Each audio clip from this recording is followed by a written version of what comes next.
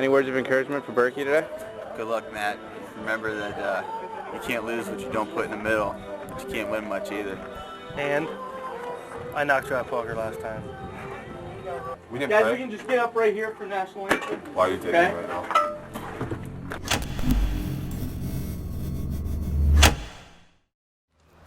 My hands are big, but my fingers are very stubby. So I couldn't really grip a curveball properly. So I cheated it. And my very first curveball ever, I threw with 2 knuckles. And then I eventually graduated to just 1, which is what I threw all the way through college.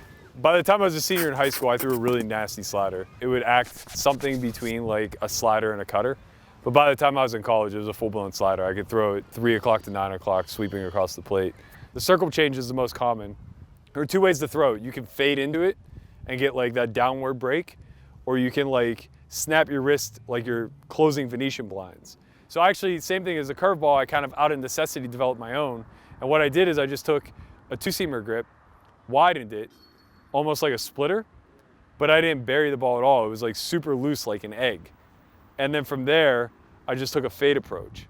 It was my worst pitch, but it's one of those things where if I had played the next level, I would have spent all my time and effort developing this pitch, because when it was on, it was by far my most effective pitch. And I wasn't ready for it then. I was a head case. Like I would get angry instead of thoughtful. Now I think of it more as a battle of wits.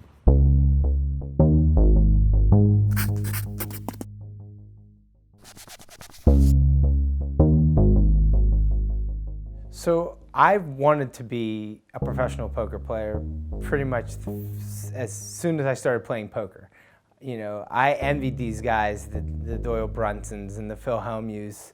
I was like, I want to be that. It's weird to like look back on my younger self and think that this is what I'm doing for a living, because just growing up where I grew up with like it being so blue collar and so full of values and stuff like that, even watching Rounders, I didn't watch it in a glorified manner of like, oh, that's so cool. Like he put his life in danger to play this game and gamble and stuff like that. It was just kind of like, yo, that's scary. Like I would never want to be in that situation. I never really had to convince Berkey to play poker. He always wanted to play as much as I did.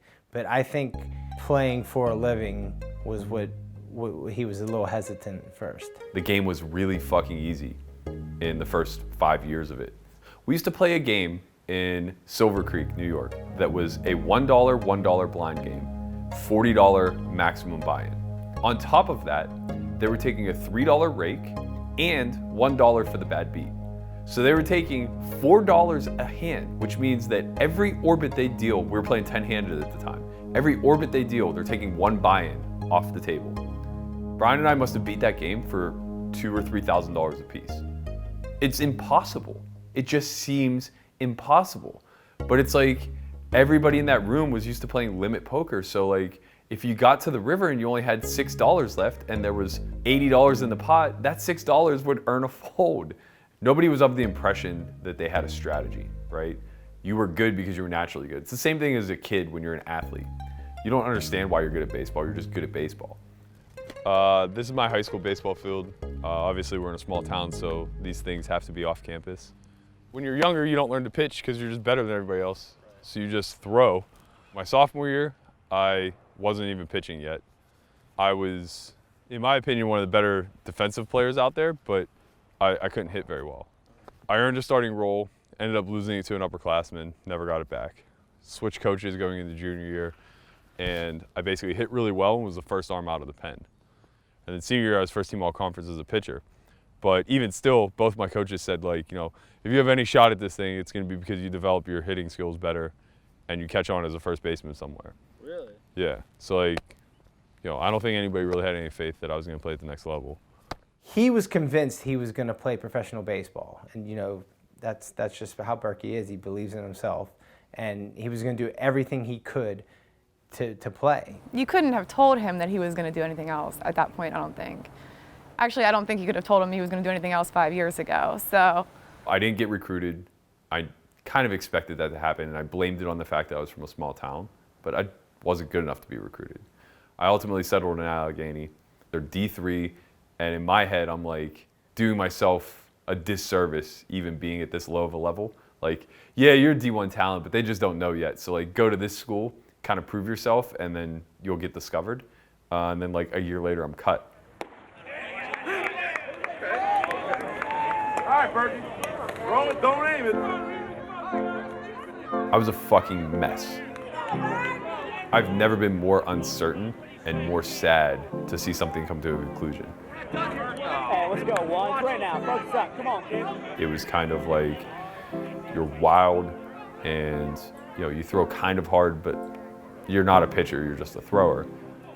And at that point it's like I should just kind of understand that I'm probably not talented enough. Attaboy, Berkey! The idea that baseball was a game rooted in failure wasn't necessarily obvious to me. And poker was very much the same. I had a natural aptitude to it.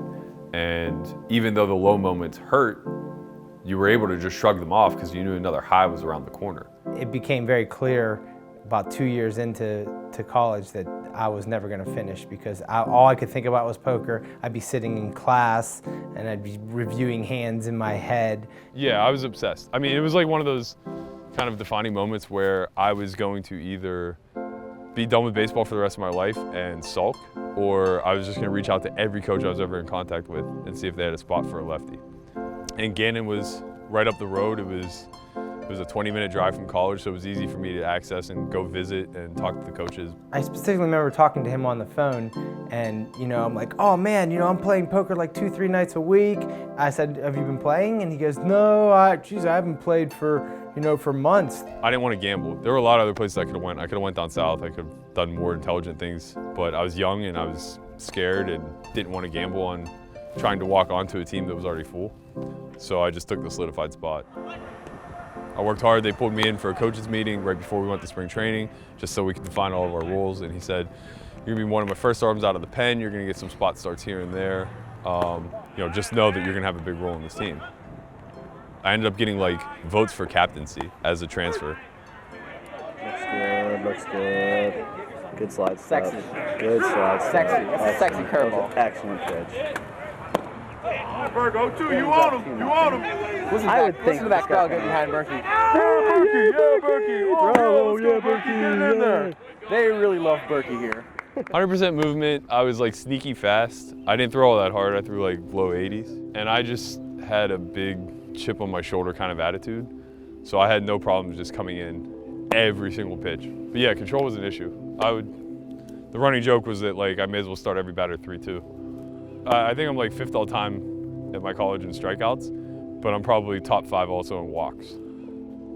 Talking about the volatility of both of them and how they're rooted in failure is literally just the surface. When you start to get into the intricate cognitive nature of both baseball and poker, it's fascinating. The idea of being able to outwit or outmaneuver somebody in poker is heavily rooted around maintaining initiative. And in baseball, it's being able to out-anticipate your opponent. The batter only has 2 options, swing or don't. Why aren't you swinging? But the pitcher, depending on how skillful he is and how well he can place the ball and how many options he has available from a pitch thing, like I threw 4 pitches. And you have effectively 6 locations to put each pitch. So it's just an endless cycle of combinations where it's like trying to decipher what's his weakness, where is he at in his thought process as far as anticipation goes, and how can I manipulate that? And man, that feels amazing. I was so in love with baseball. I mean, there was just like nothing in this world that could replace it. Even after I graduated college, I still spent 2 years trying to get signed to a pro team anywhere I could. I just didn't understand that I had failed yet.